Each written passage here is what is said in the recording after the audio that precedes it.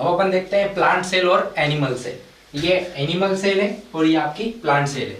As it is ये जो diagram दे रखे हैं वो सारे एनसीईआरटी में दिए हुए हैं, है ना, आपकी जो एनसीईआरटी बुक है उसके अंदर। अब अपन देखते हैं क्या है कि यार मैंने ये दोनों डायग्राम एक साथ में इसके लिए बताए हैं कि ताकि मैं आपको डिफरेंस बता सकूं कि प्लांट सेल और एनिमल सेल दोनों ही यूकैरियोटिक सेल है, बट इन दोनों में एक दूसरों में क्या डिफरेंस है जिसकी वजह से अपन प्लांट एनिमल जैसे दिखते हैं। क्या प्लांट जैसे दिखते हैं? अरे दिखते होंगे तुम, मैं नहीं दिखता, हाँ वही वाली चीज है ना। तो जिसकी वजह से क्या होता है अपन एनिमल जैसे दिखते हैं, है ना। अब क्या क्या चीजें हैं इसमें और इसमें देखते हैं। देखो न्यूक्लियस दिख रहा है, यहाँ पे भी न्यूक्लियस दिख रहा है, पर चलो मैं पहले न्यूक्लियस में नहीं पहुंचता हूं, पहले अपन बाहर देखते हैं सुपरफिशियली ना। तो सुपरफिशियली देखा मैंने तो क्या मुझे पहला डिफरेंस तो ये दिखा, सेल वॉल। प्लांट्स के अंदर क्या होती है? Cell wall. क्या वो कपड़े पहनते हैं क्या? अरे नहीं पहनते हैं, हाँ वही चीज, तो वो चीज। तो सेल वॉल उनके अंदर क्या काम करती है? तो सेल वॉल का काम रहता है प्रोटेक्शन का।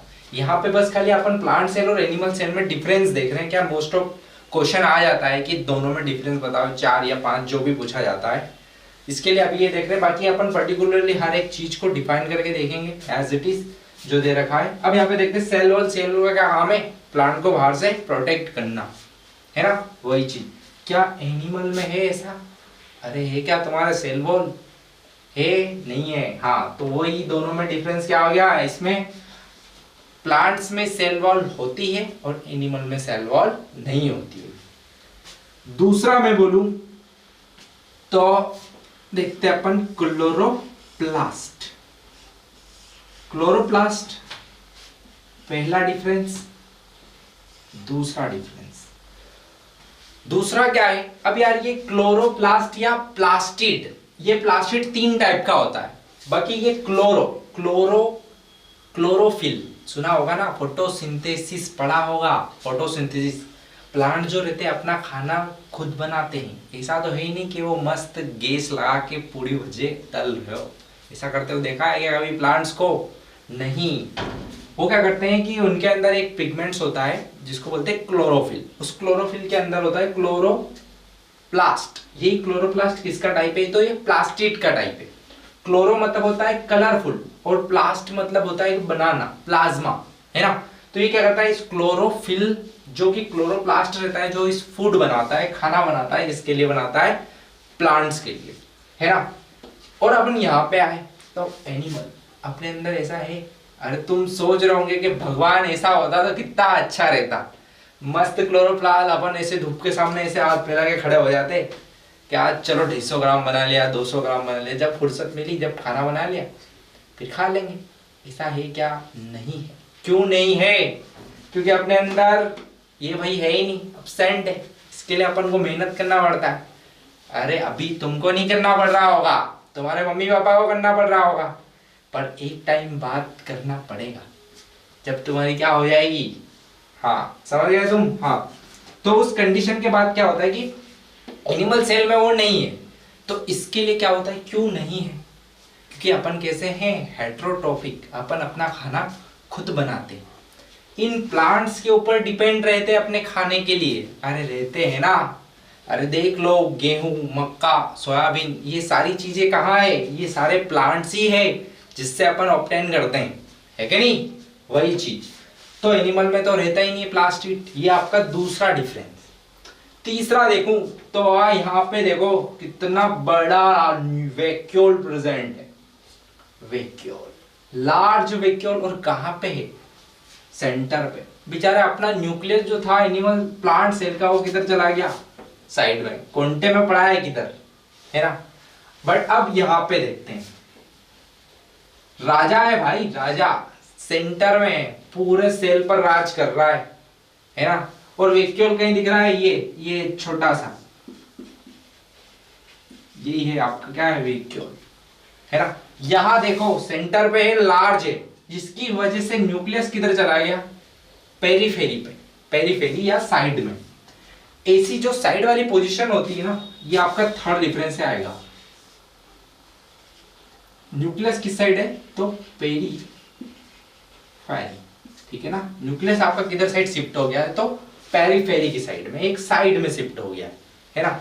यही देखो सेंटर पे है और ये वैक्यूल जरा सा है, कोई काम ही नहीं है ना अपने अंदर। वैक्यूल का काम क्या है, फूड को स्टोर करना, यहाँ पे फूड को स्टोर करना।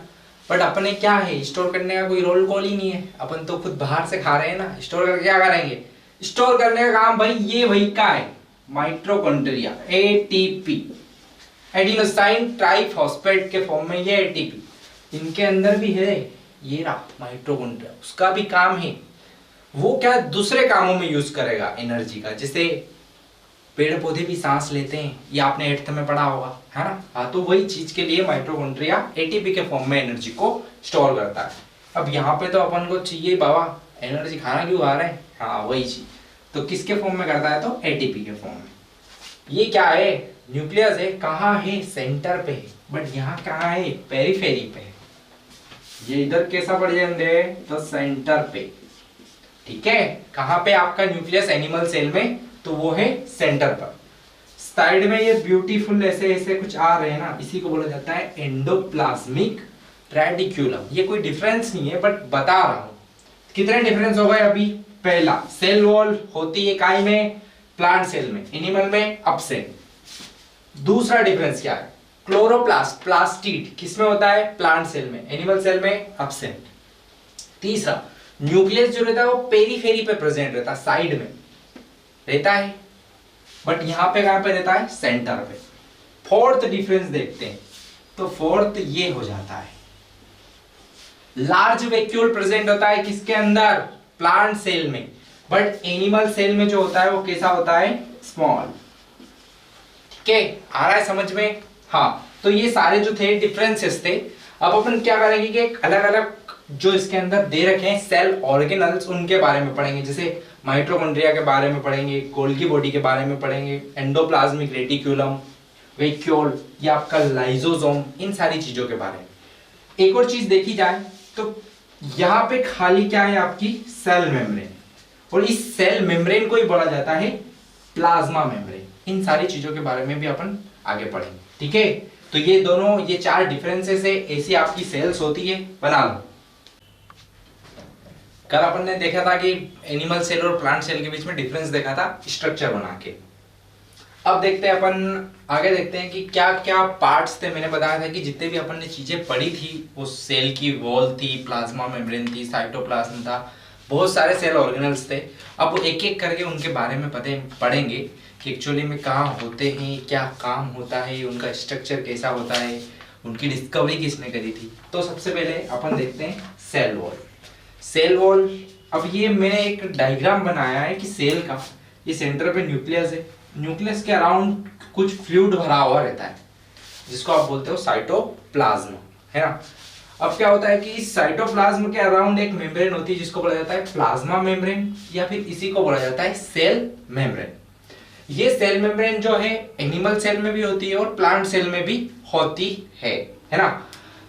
फिर आती है बात कि सेल मेम्ब्रेन के बाद भी अगर कोई सेल बन जाए, एक सेल वॉल बन जाए, तो ये वाली जो है ये खाली काय में होती है, आपको पता है काय में, प्लांट के अंदर होती है ना सेल वॉल, हाँ वही चीज। अब इसका फंक्शन क्या है, ये देखने के लिए नहीं होती है कि प्लांट मस्त मस्त अपनी सेल वॉल को दिखा रहा है कि ये देखो, है ना, तो वो वाली चीज नहीं है। क्या काम है सेल वॉल का, तो provide support and protection for the cell, support provide करवाते हैं।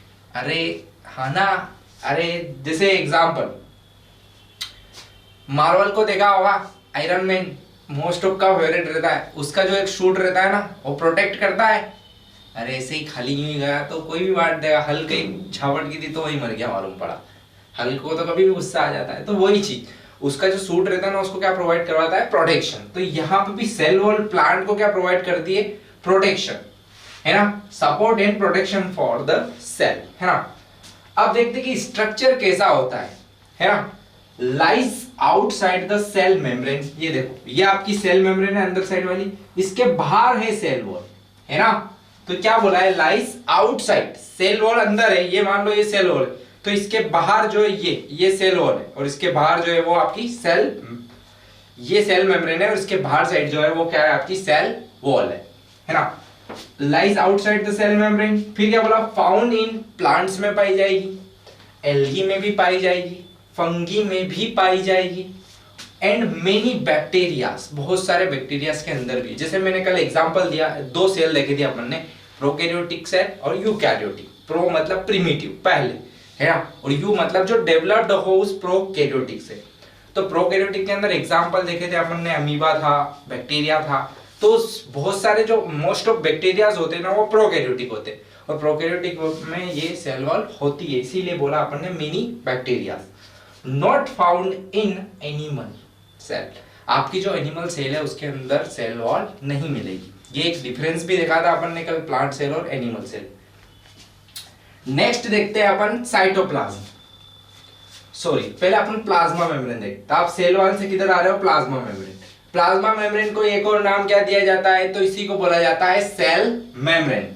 फंक्शन क्या है इसका, तो ये क्या करती है, एक physical barrier for the cell separation. किसको सेपरेशन करती है, इंटरनल और एक्सटर्नल इन्वायरमेंट है ना। जैसे सेल है तो सेल का एक अंदर का इन्वायरमेंट होगा और एक सेल के बाहर का इन्वायरमेंट होगा। तो इंटरनल इन्वायरमेंट और एक्सटर्नल इन्वायरमेंट को सेपरेट कौन करती है, तो प्लाज्मा मेम्ब्रेन। क्यों, क्योंकि प्लाज्मा मेम्ब्रेन प्लांट्स के अंदर में भी पाई जाएगी और एनिमल्स में भी पाई जाएगी। इसके लिए इसको क्या बोला है कि ये इंटरनल इन्वायरमेंट को सेपरेट करती है सेल के अंदर। कौन सा इंटरनल और एक्सटर्नल, दो इन्वायरमेंट को। और क्या काम है इसका, सिलेक्टिव परमिएबिलिटी। अब ये क्या है कि अपन आगे, इससे आगे एक टॉपिक पढ़ाऊंगा ऑस्मोसिस, उसमें बताऊंगा कि यार ये सिलेक्टिव परमिएबिलिटी क्या होता है।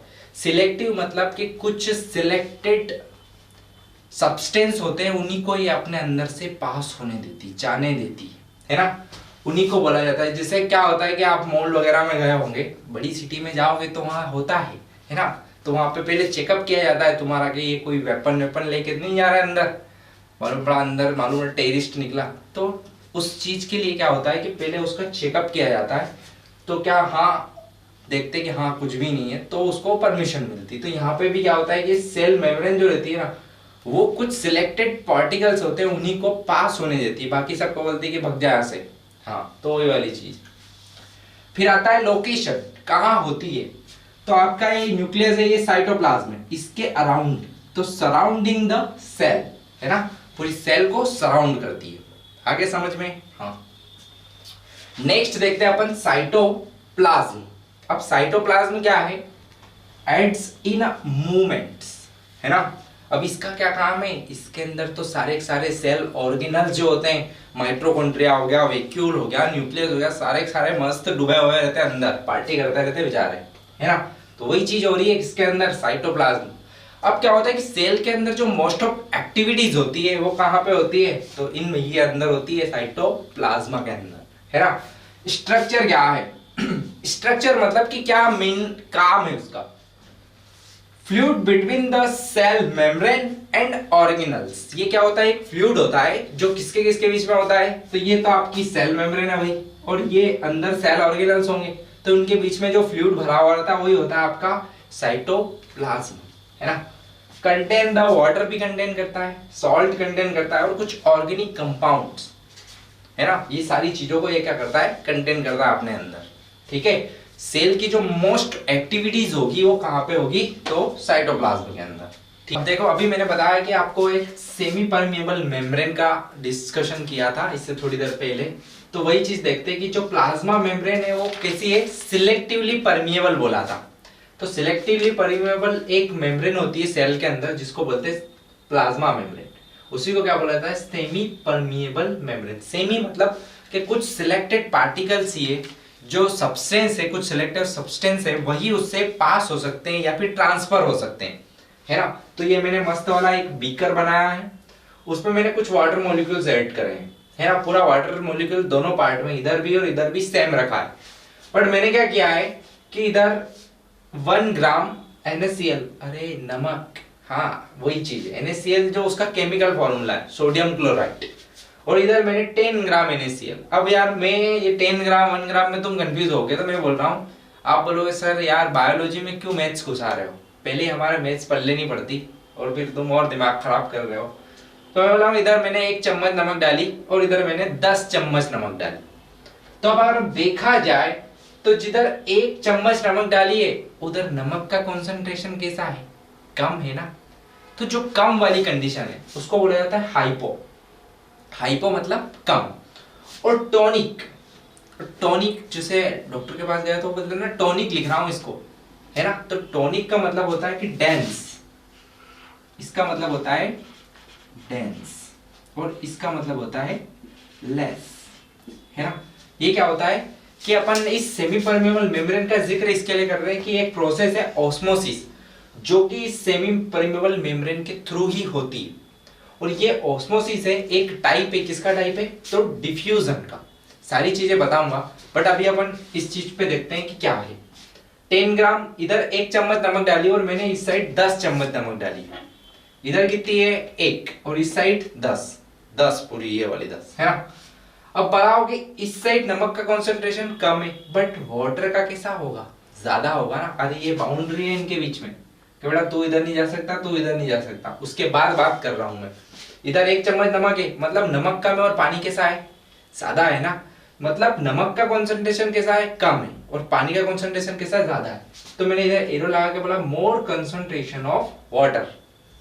अब यहीं पे आते हैं अपन, इस साइड देखते हैं। 10 चम्मच NaCl है और वाटर तो वही है, जितना वाटर इधर था इधर ही, बाकी इधर नमक कैसा है, ज्यादा है। तो मोर कॉन्सेंट्रेशन ऑफ NaCl, या फिर उसी को क्या बोला जाता है, सॉल्ट, है ना।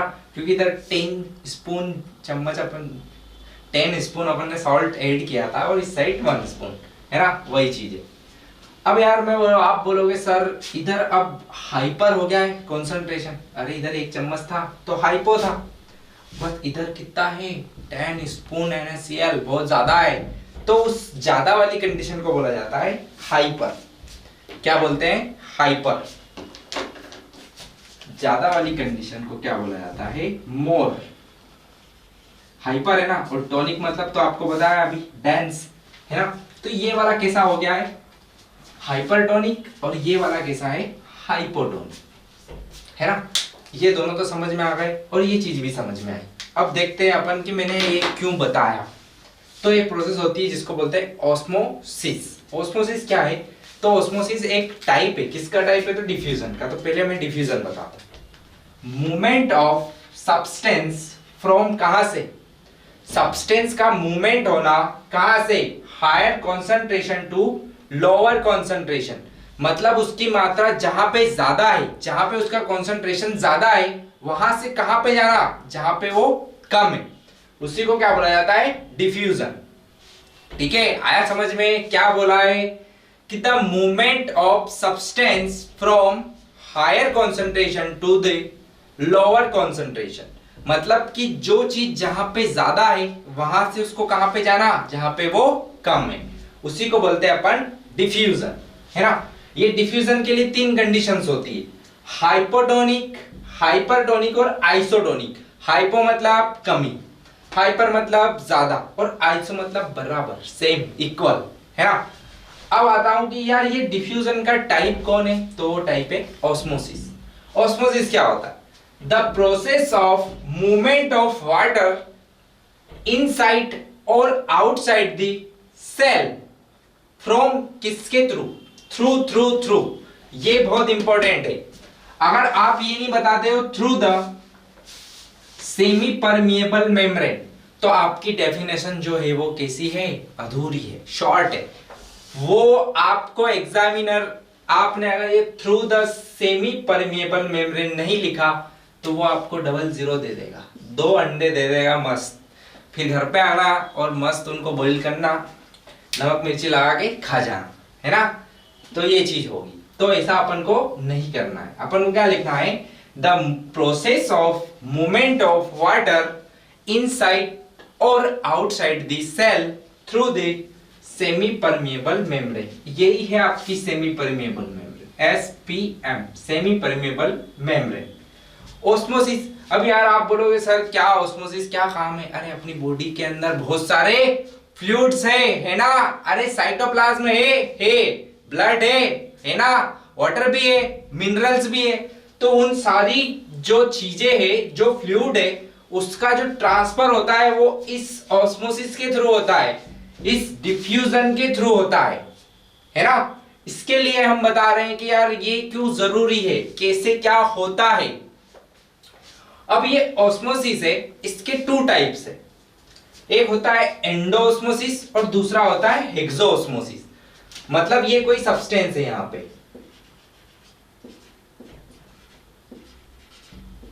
ये कोई सब्सटेंस है, बाहर है सेल के, ये बाहर से कहां जा रहा हो, अंदर। तो इस प्रोसेस को बोला जाता है एंडो। एंडो मतलब क्या होता है, अंदर, अंदर जाना। तो ये सब्सटेंस बाहर से अंदर जा रहा है, तो इसको बोलते हैं एंडोऑस्मोसिस।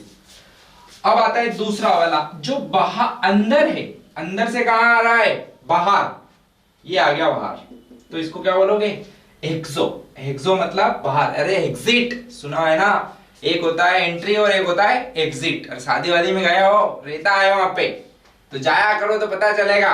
हेक्सो, हेक्सो मतलब बाहर, तो इसको बोलते हैं हेक्सोऑस्मोसिस। मतलब अंदर का जो सब्सटेंस था सेल के अंदर, ये सेल है, कोई दूसरी चीज नहीं है। हाँ, तो अगर कोई सब्सटेंस सेल के अंदर जाता हो उसको बोलते हैं एंडोऑस्मोसिस, या फिर अंदर से बाहर आता हो उसको क्या बोलोगे, हेक्सोऑस्मोसिस। आया समझ में। अब इधर देखते हैं, डिफ्यूजन की साइड आओ। हाइपोटोनिक और हाइपरटोनिक तो मैंने बता दिया। जहां पे कंसंट्रेशन कम हो उसको बोलते हैं हाइपोटोनिक, और जहां पे कंसंट्रेशन ज्यादा हो उसको क्या बोलते हैं, हाइपरटोनिक। बट यार आइसोटोनिक क्या। अब आइसोटोनिक को ऐसे समझो कि ये मैंने जीरो साफ कर दिया है, 1 ग्राम NaCl इधर भी है और 1 ग्राम NaCl इधर भी है। मतलब एक चम्मच यहाँ पे भी है और एक चम्मच नमक यहाँ पे भी है, दोनों ही साइड है। तो अब सॉल्यूशन कैसा हो गया आपका, इक्वल हो गया ना, बराबर। इधर भी इतना वाटर है, इधर भी इतना ही है, इधर भी इतना ही है, दोनों चीजें क्या हो गई, दोनों साइड बराबर हो गई। तो उसको बोला जाता है आइसोटोनिक। आइसोटोनिक का मतलब, आइसो का मतलब होता है सेम। ठीक है, हो गया क्लियर, कोई डाउट तो नहीं है, लिख लो।